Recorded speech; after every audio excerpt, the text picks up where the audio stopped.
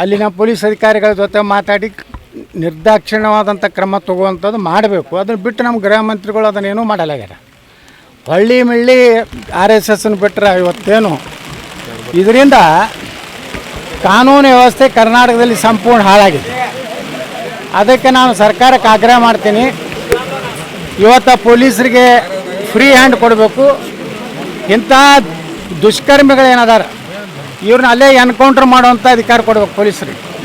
ಇಲ್ಲಾಂದರೆ ಅದರಲ್ಲಿ ವಿಶೇಷವಾಗಿ ಹಾವೇರಿ ಜಿಲ್ಲೆಯಲ್ಲಿ ಭಾಳಷ್ಟು ಕಡೆ ಘಟನೆಗಳು ಹಿಂದೂಗಳ ಮೇಲೆ, ಹಿಂದೆ ಒಂದು ಕೆಲವು ವರ್ಷಗಳ ಹಿಂದೆ ನಮ್ಮ ದೇಶದ ಒಬ್ಬ ಸೈನಿಕನ ಮೇಲೂ ಬಸ್ಸಿನಲ್ಲಿ ಹಲ್ಲೆ ಆಯಿತು.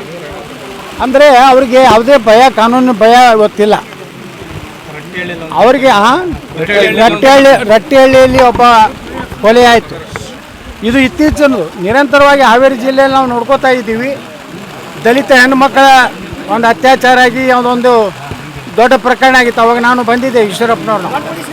ಅದಕ್ಕೆ ಈ ಸರ್ಕಾರ, ನಮ್ಮ ಗೃಹ ಮಂತ್ರಿಗಳು ಆ RSSನ್ನು ಬಿಟ್ಟು ಕಾನೂನು ವ್ಯವಸ್ಥೆ ಬಗ್ಗೆ ಚರ್ಚೆ ಮಾಡಲಿ. ಇಲ್ಲಾಂದರೆ ಕರ್ನಾಟಕದಲ್ಲಿ ಮುಂದಿನ ದಿವಸಗಳಲ್ಲಿ ಯಾವ ರೀತಿ ಪಶ್ಚಿಮ ಬಂಗಾಳದಲ್ಲಿ ಪರಿಸ್ಥಿತಿ ಇದೆ ಅದೇ ಪರಿಸ್ಥಿತಿ ಆಗ್ತದೆ. ಅದಕ್ಕೆ ನಾನು ಸರ್ಕಾರಕ್ಕೆ ಎಚ್ಚರಿಕೆ ಕೊಡೋಕ್ಕೆ ಬಯಸ್ತಾ ಇದ್ದೀನಿ. ಈ ಕ್ರಮ ತಗೋಬೇಕು. ಇವ್ರೇನು ಗಾಯಾಳುಗಳಿಗೆ ಇವತ್ತೇನು ಅವರ ವೈದ್ಯಕೀಯ ಚಿಕಿತ್ಸೆಗಾಗಿ ನಾನು ವೈಯಕ್ತಿಕವಾಗಿ 2 ಲಕ್ಷ ರೂಪಾಯಿ ಹಣ ಕೊಟ್ಟಿದ್ದೇನೆ. ಪೂರ್ಣ ಅನ್ಬಿಟ್ಟು ಅವ್ರು ಏನು ಕೆಲಸನ ಮಾಡ್ತಾ ಇಲ್ಲ. ಮುಂಜಾನೆ ಅದು ಕೂಡಲೇ RSS ಟ್ವೀಟ್ ಮಾಡೋದು ಬಿಟ್ಟರೆ ಏನು, ಆ ಟ್ವೀಟ್ ಬಿಟ್ಟರೆ ಟ್ವಿಟ್ಟರ್ನಿಂದ ಹೊರಗೆ ಬರಲ್ಲ ಎಲೆಕ್ಷನ್ನಿಂದ. ಇನ್ನೊಂದು 2 ವರ್ಷ ಇರ್ತಾರೆ ಅವರು. ಏನೇನೋ ಎದಕ್ಕೆ ಅನುಮತಿ ಅವ್ರು ಏನು ಮಾಡ್ತಾರೆ ಮಾಡಲಿ.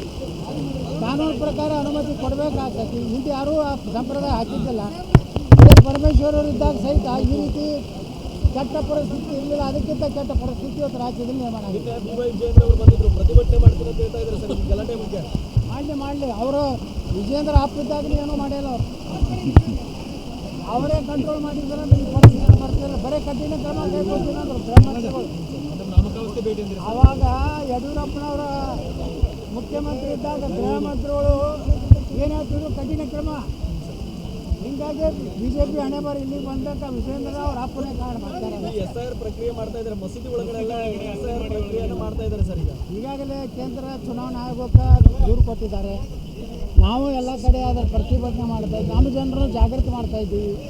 ಅವರಿಗೆ ಭಯ ಬಂದಿದೆ, ಕಾಂಗ್ರೆಸ್ನವರಿಗೆ, ಮುಸ್ಲಿಮರಿಗೆ ಭಯ ಬಂದಿದೆ.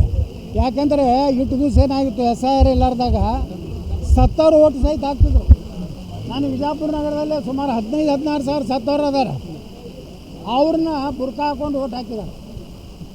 ಈಗ ಅವ್ರು ಭಯ ಬಂದ 70,000 ಓಟ್ ಈಗ ಕಟ್ಟಾಗಿ ಕೊಡ್ತದೆ.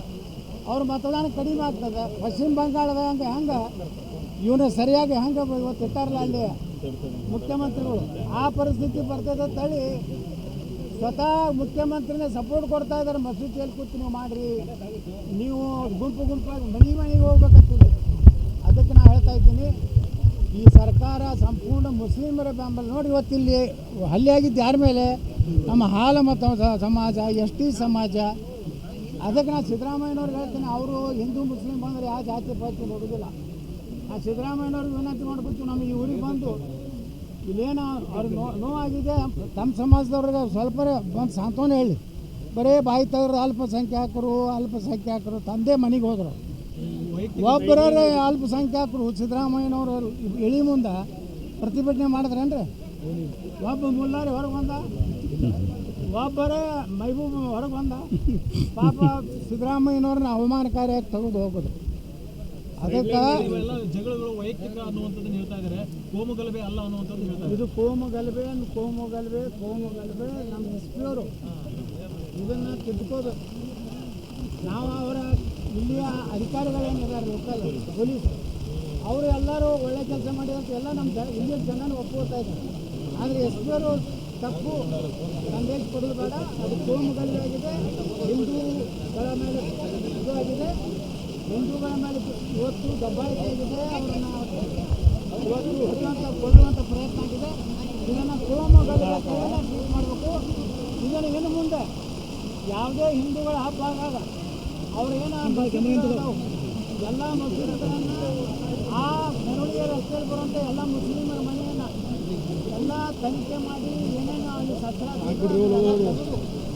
ಅಲ್ಲಿ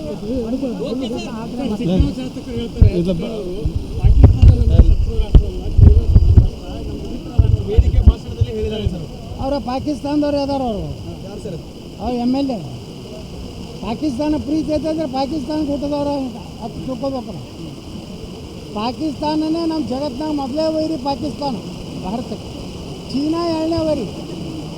ಅವರು ತಮ್ಮ ಜಾತಿಯ ಪ್ರೇಮ ಎಷ್ಟಿದೆ ನೋಡಿ, ಮುಸ್ಲಿಂ ಪ್ರೇಮ. ಅವ್ರು ತಮ್ಮ ಪಾಕಿಸ್ತಾನ ಬಿಟ್ಟು ಕೊಡೋದಿಲ್ಲ. ಅದಕ್ಕೆ ಸಿಗ್ಗಾಂವ್ ಜನರಿಗೆ ಗೊತ್ತಾಗಬೇಕು, ಮುಂದಿನ ಸಲ ಪಾಕಿಸ್ತಾನ ಸೋಲಿಸ್ಬೇಕು.